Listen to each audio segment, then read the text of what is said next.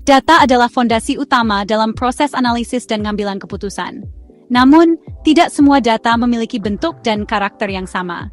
Karena itu, penting bagi kita untuk memahami jenis-jenis data agar bisa memilih metode analisis yang tepat.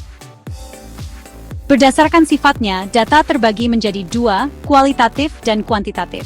Data kualitatif berbentuk kategori, seperti jenis kelamin atau status pernikahan. Sedangkan data kuantitatif berbentuk angka, misalnya usia atau pengeluaran. Bila dilihat dari skala pengukurannya, data bisa bersifat nominal, ordinal, interval, atau rasio.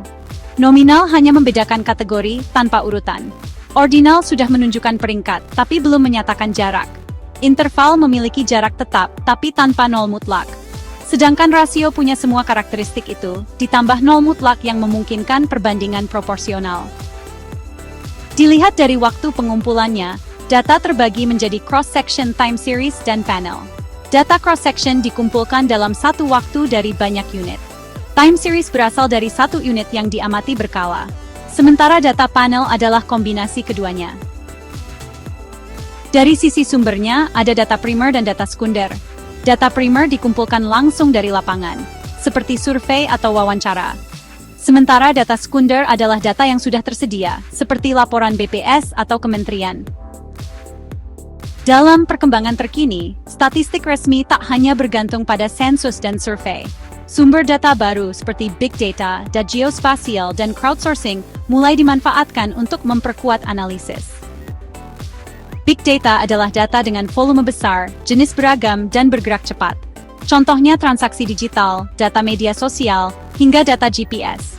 Data ini diolah dengan teknologi canggih untuk menemukan pola dan prediksi. Meski menjanjikan, big data juga membawa tantangan seperti privasi dan validitas. Data geospasial berkaitan dengan lokasi di permukaan bumi. Mulai dari peta wilayah, citra satelit, hingga data dari drone. Analisis geospasial penting untuk perencanaan wilayah, mitigasi bencana, hingga pembangunan infrastruktur. Crowdsourcing mengandalkan partisipasi masyarakat dalam pengumpulan data melalui platform digital. Contohnya pelaporan harga atau kondisi jalan. Keuntungannya adalah kecepatan dan jangkauan luas. Tapi kualitas data tetap harus divalidasi dan partisipasinya dijaga agar merata. Selain itu, ada pula gerakan keterbukaan data atau open data. Data terbuka dapat diakses dan digunakan oleh siapa saja tanpa batasan berarti. Ini mendorong transparansi, inovasi, dan efisiensi.